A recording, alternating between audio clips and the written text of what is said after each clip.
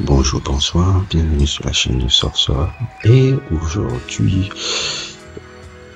euh, le sujet que je vais faire aujourd'hui m'a été suggéré par Junior Bachi. Il m'a posté ce commentaire-là et je me suis dit, c'est intéressant que je puisse faire un peu un sujet comme ça sur ces deux personnages importants de l'histoire de la musique américaine, de la musique du coup, que sont ces deux gars-là. J'avais déjà fait un sujet sur Prince, j'avais déjà fait un sujet sur Michael Jackson, il y a de cela 6 mois, 7 mois, un peu, pas forcément sur Michael Jackson, mais sur un élément précis de Michael Jackson, avait la période de Off the Wall, son premier album, et j'avais fait sur Prince un peu qui est couvert un peu sa carrière et tout. Si vous n'avez pas encore vu, n'hésitez pas à le regarder, à checker un peu en gauche, je mettrai les liens en description. Bon, voilà. Comme Junior Bachi le signifiait bien, oui, je vois déjà comment la polémique, mais comment le buzz sur le truc de Kendrick Lamar a un peu c'est pour ça que je dis que Drake, il doit répondre, il doit absolument répondre. Mais la ligne qu'il a fait, là, qui a interloqué un peu les gens, Prince outlive MJ. Et qu'est-ce que Kendrick Lamar voulait dire par là? Parce que les mecs, grand public, les gens ne comprennent pas pourquoi Kendrick Lamar dit ça et truc. Parce que dans la tête de beaucoup de gens, le gars le truc c'est Michael Jackson. Et je vais expliquer un peu, vraiment un peu cette ligne-là. Pourquoi Kendrick Lamar a mis cette ligne-là? Pourquoi elle est tout? Parce que je pense, comme vous l'avez vu sur ma page, que je suis un passionné de musique. Je le vois. Et je parle pas vraiment seulement de musique. Vous voyez avec mes sujets que j'ai fait sur la musique. J'en fais aussi. Je fais des albums plus ou moins acceptable, et je pense avoir fait même mon dernier album que j'ai fait est un peu dans la lignée musicalement de ce que ces deux gars là sont. Like Clubbing, si vous l'avez pas écouté, il est disponible sur Bandcamp et je l'ai même fait un peu le lien en description, là je vous mettrai le lien en description. Pourquoi Prince et Kendrick Lamar disent? Déjà d'abord, qui est Michael Jackson? Pour moi, Michael Jackson est le plus grand entertainer de tous les temps. C'est-à-dire que pour moi, il est le plus grand entertainer. Un entertainer, c'est quelqu'un qui a la capacité de chanter, de danser et d'électrifier la salle avec sa capacité de danser, sa capacité de chanter, la capacité d'électrifier la salle. Et qu'est-ce que Michael Jackson avait? Il avait surtout ça. Et surtout ses inspirations. Qu'est-ce que Michael Jackson a apporté comme innovation dans la musique? C'est pas la musique en elle-même, mais c'est beaucoup plus visuel. Et comme il s'inspirait des comédies musicales un peu genre, parce que ce qu'il a marqué dans sa vie, c'est West Side Story. Et encore l'avènement du clip musical vidéo. C'est grâce à Michael Jackson, parce que Michael Jackson, dans ses clips vidéo, essayait de reprendre les vibes de comédie musicale qui ressemblent à West Side Story. Il a fait ça tout le temps. Et c'est ça qui a révolutionné. Il a révolutionné le clip vidéo. Il a fait que le clip vidéo soit vraiment un outil de promotion de la musique. Avant Michael Jackson, le clip vidéo n'était pas si important que ça. Michael Jackson a fait qu'on peut transformer les clips vidéo en un outil promotionnel, musical, et ces clips vidéo étaient comme des mini-films. C'est pour ça qu'ils prenaient même des véritables réalisateurs. Thriller a été réalisé a été fait par un réalisateur comme John Landis. Bad a été fait par Martin Scorsese. Martin Scorsese a réalisé Bad. Martin Scorsese. Et Remember the Time a été réalisé par John Singleton. On parle de trois réalisateurs de légendes du cinéma. C'est pas ma grand-mère, je ne sais pas qui là. C'est pas Ike Williams. On parle de John Landis, Scorsese et John Singleton, c'est des légendes du cinéma hollywoodien, ces gars-là.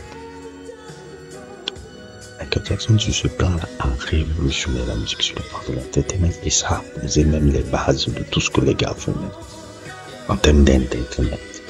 Mais musicalement, même si la musique de Michael Jackson était, comment on appelle ça, était agréable. Moi, j'adore la musique de Michael Jackson. La musique de Michael Jackson, j'adore les albums de Michael Jackson, j'adore suivre les albums de Michael Jackson, j'adore suivre musicalement Michael Jackson.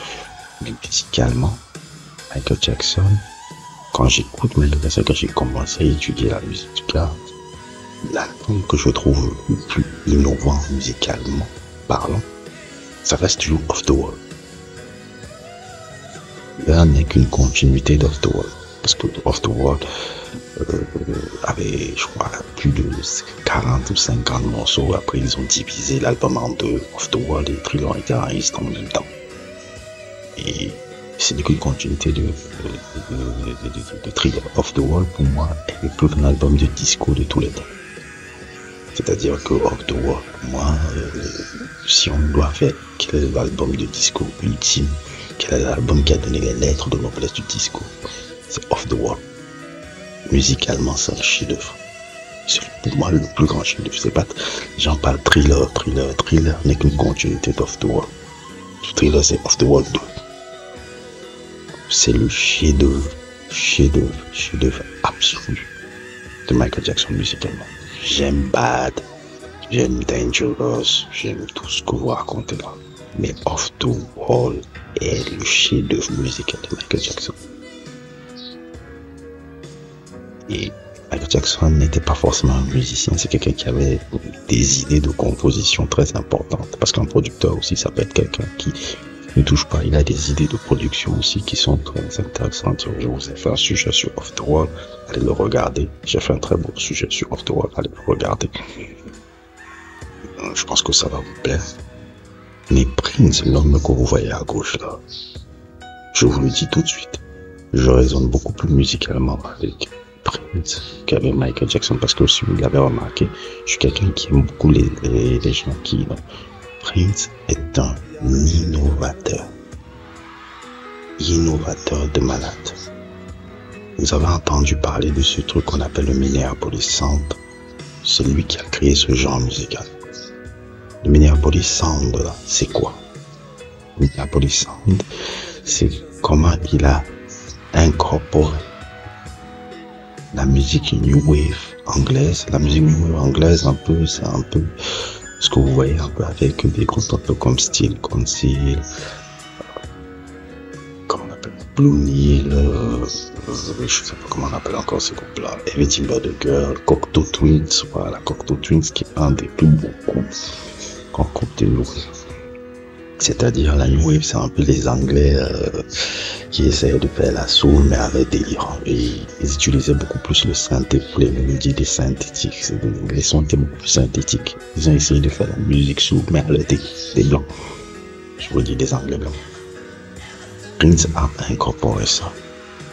C'est-à-dire il a pris la musique funk et il a incorporé le son de la New Wave.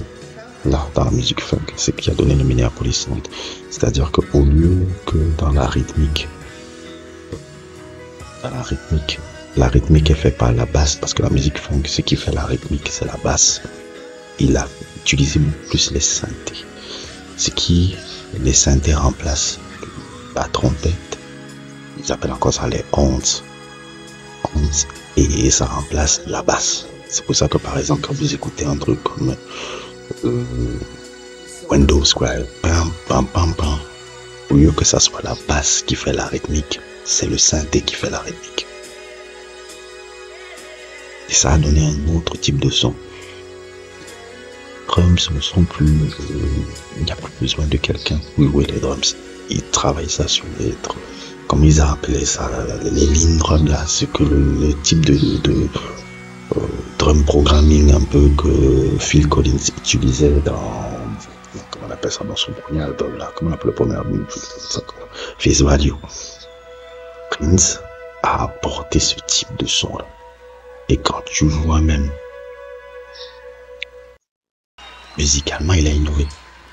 Michael Jackson, certes, des années 80, il a eu la popularité.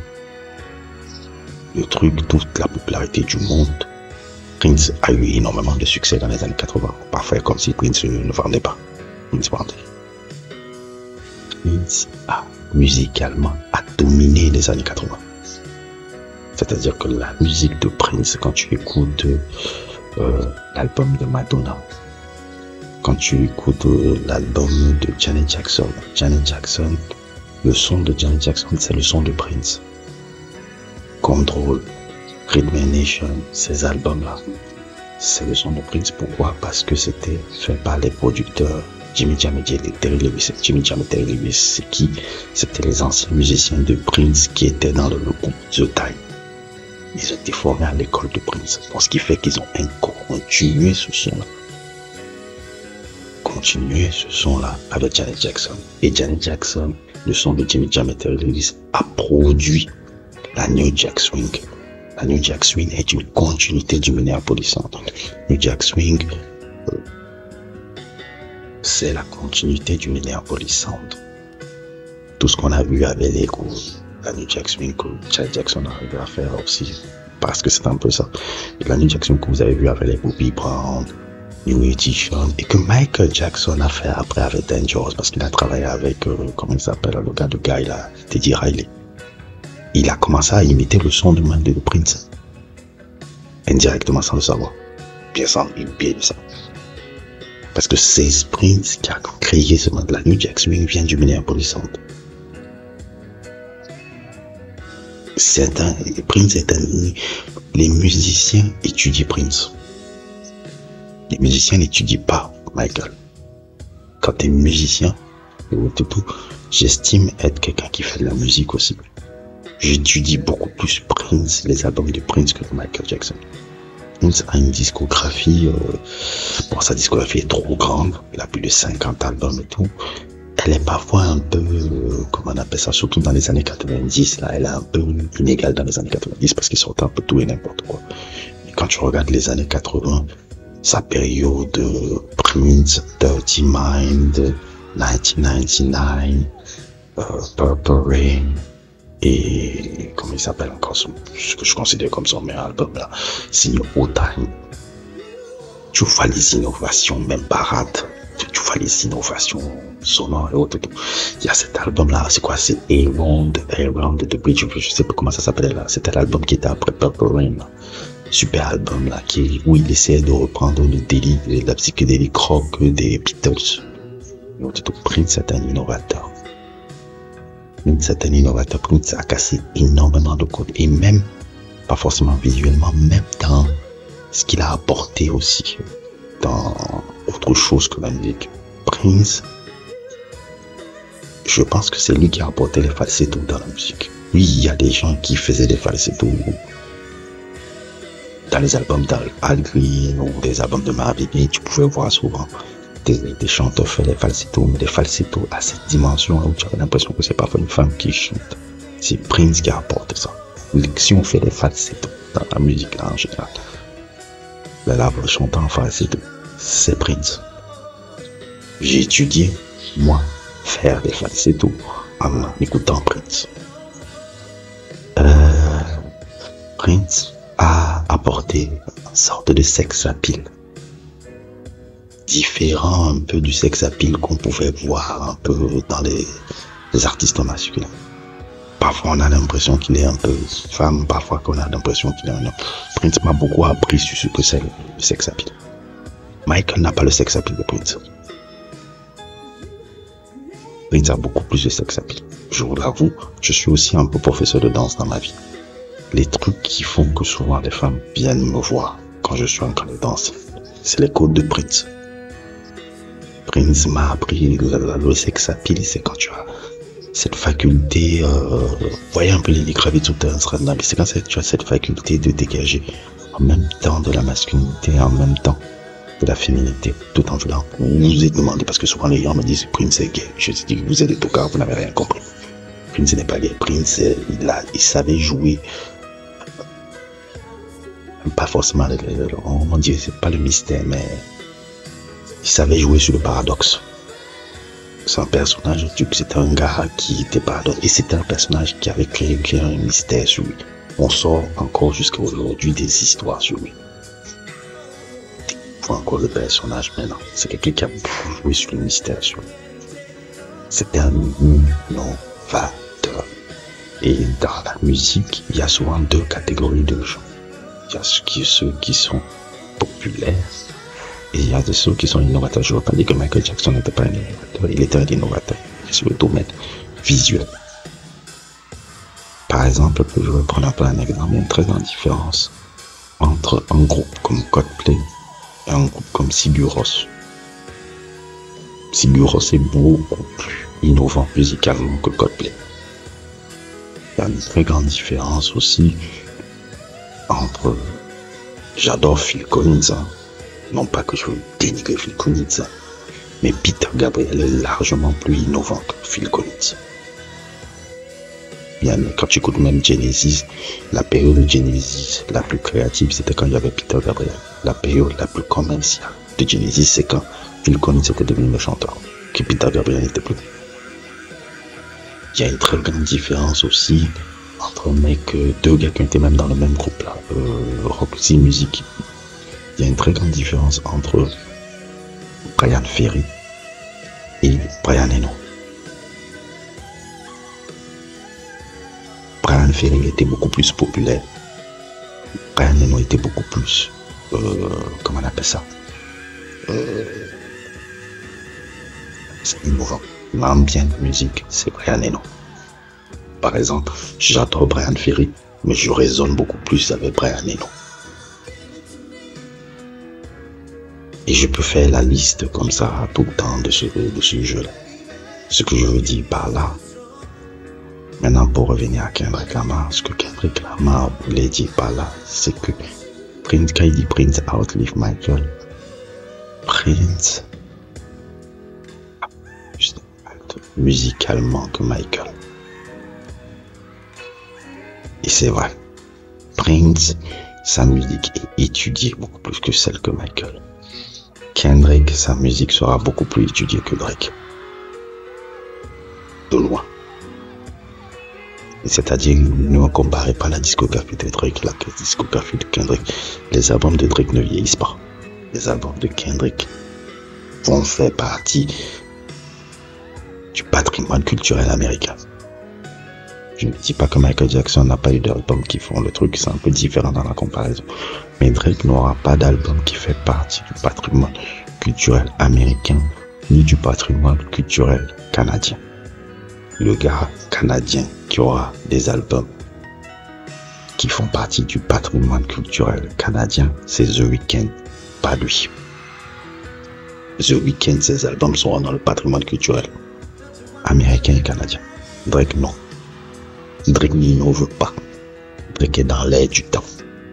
Même si Kendrick Lamar c'est un Prince, il innove. Et c'est pas pour rien que Prince avait invité Kendrick Lamar en 2015 à Paisley Park. Ils avaient travaillé sur un son ensemble. Il y a un live là, très obscur que j'avais vu à l'époque où ils sont là et autres. Kendrick Lamar, Prince adorait Kendrick. Depuis Papa de Fly, il avait appelé. Prince n'appellera jamais Drake. Non, il n'aurait jamais appelé Drake. Jamais. Quand il voit Kendrick, il voit un innovateur. C'est pour ça qu'il avait appelé le gars. C'est ce que Kendrick veut dire. Je n'ai pas besoin qu'on me voit tous les jours. Je n'ai pas besoin d'apparaître tous les jours. Dis-toi avec moi. Prince outlive Michael. Je comprends ce qu'il veut dire par là.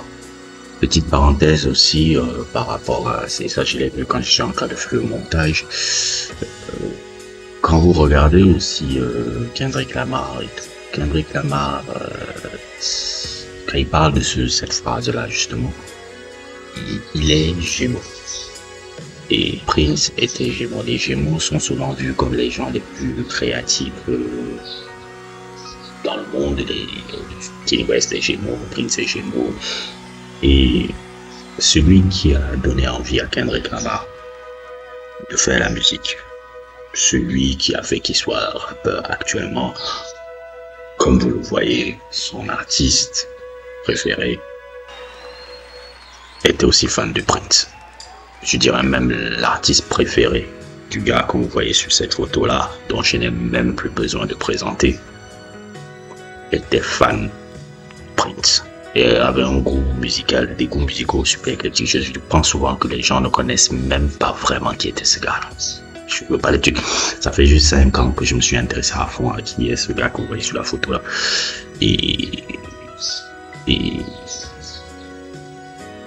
Kendrick Lamar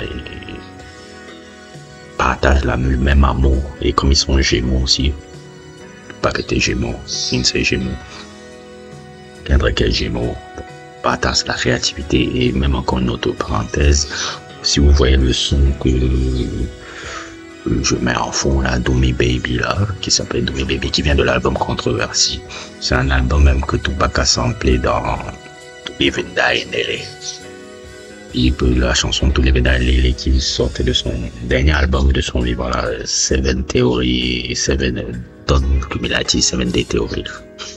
Dans ce truc-là, c'est aussi une petite accladrée que la créativité avec moi, pas avec toi. Je vois un peu, c'est aussi ça qu'il voulait dire dans ce Prince Outlive NG. Et pour les gens qui suivent la musique, comme je suis la musique, on a compris ce qu'il voulait dire. Et c'est vrai, moi je suis plus musicalement Prince que Michael. Je ne veux pas dénigrer Michael, loin de là. Quand tu me parles musique, tu me dis, hey, tu vas suivre un album de Prince ou tu vas suivre un album de Michael. Je dis, bordel, je vais suivre un album de Prince. Sin Old Time, Michael ne pourra jamais faire un album comme ça. Parce que musicalement, même s'il n'a pas les prouesses pour faire ça. Sin Old Time, et c'est fait par un mec. Après, Michael ne fera jamais un album comme ça. Il n'aurait pas pu faire un album comme ça. Je suis désolé. Sin Old Time, c'est un album thriller. Thriller of the World ne vaut pas Sin Old Time. Je suis désolé. Si tu dis que Thriller of the World vaut Sin Old Time, tu n'as rien pigé à la musique. Je suis désolé, hein, je veux pas faire le hipster dénigrant et autres et tout, mais Sin Old Time de Prince, tu me dis que of the World, le Thriller vaut Sin Old Time de Prince, tu ne connais rien à la musique. Je suis désolé. Ferme ta bouche ou va dormir. Va dormir. Tu ne comprends rien à cette histoire-là. Je suis désolé. Et moi, Nightclubbing, l'album que j'ai fait, s'inspirait des deux. Et je dois vous avouer, j'ai aimé la dynamique musicale, comment on appelle ça, pop et disco que Prince et que Michael avait. Mais l'innovation musicale, truc, Prince. Je suis désolé, Prince, c'est fou. Je suis pas fan humainement de Prince, mais musicalement, mon Dieu, laisse tomber. Laisse tomber, c'est un génie ce gars. Même son tout premier album, là, For You, là, qu'il avait composé à 16 ans, là, tu écoutes l'orchestration, le truc, tu dis, mais attends, il avait 16 ans qu'il faisait tout ça seul. Seul. Album très très sous-côté de sa discographie, le premier, là. C'était pas encore à l'époque où il avait développé le Minneapolis, dans les années 80, c'était à la fin des années 70 qu'il avait sorti ça. Non, Prince, le problème avec les gens, c'est qu'ils n'ont jamais écouté Prince. Tu vois, combien de gens écoutaient Prince? Prince a énormément de succès, mais les gens ne connaissent pas Prince. Ils vont te parler de Purple Rain. Même pas l'album, le son. Ils vont te parler du son. Ils vont te dire Purple Rain. Moi, j'aime bien Purple Rain Windows, quoi. Pourquoi? Parce que ça a été les sons les plus populaires dans la mémoire collective des gens. Ils vont pas te parler d'autre chose. Même si tu les parles même de Dirty Mind ou 1999, ce truc là-bas, là, tu vas commencer à larguer les gens, même dans Prince, même Controversy. Les gens le grand public n'a pas écouté Controversy. Les gens n'écoutent pas Michael. Les gens n'écoutent pas Prince. Pas vraiment. Il n'y a que, je ne vais pas faire vraiment d'élitisme, il n'y a que les gars qui connaissent bien la musique, bien le truc, qui comprennent Prince. Je suis désolé. Je ne veux pas faire ce genre d'élitisme parce que je veux paraître un peu pédant, mais c'est la vérité. C'est la vérité. Tu peux pas, je recours ce qu'ils m'ont répété, tu ne peux pas mettre Off the Wall, Thriller à la même dimension que Sinotai. Je suis désolé. Celui qui fait ça est un tocard. Il n'a rien compris. Chacun ses goûts. Mais tu es un tocard, tu ne comprends rien. Ça ne se vaut pas. Kendrick Lamar, il se mène à la dimension de ces gens de gars. C'est ce qu'il veut dire. Il dit oui, MJ, tu es là, tu regardes les records de MJ. Mais moi, je suis dans le patrimoine culturel et musical. Je n'ai pas besoin d'apparaître dans tes... comment on appelle ça, avec les... Comment on appelle encore le gars là, les influenceurs, comme a dit, non, c'est tout là-bas. Je suis dans la tradition du délire. Prince m'invite, les gars du hip-hop, le corps du hip-hop m'invite, les musiciens me respectent. Pete Gibbons, tous ces gars-là, Pete Gibbons de Portichet. Ouais, tu n'es que là, comme ça là. Oui, tu as les beaux, oui, tu as l'impact, mais dans 20 ans, 30 ans, on t'oubliera. Moi, je resterai immortel. Maintenant, Prince et Michael, les deux sont immortels, hein, dans le même truc. Mais Prince a un truc que Michael n'a pas. L'impact musical, Prince là. Ça, Michael ne l'a pas. Donc c'est un peu ça que Kendrick voulait dire là. Donc c'était mon sujet un peu sur le sujet un peu entre Prince et Michael. Donc n'hésitez pas à liker, n'hésitez pas à vous abonner et à plus pour d'autres aventures.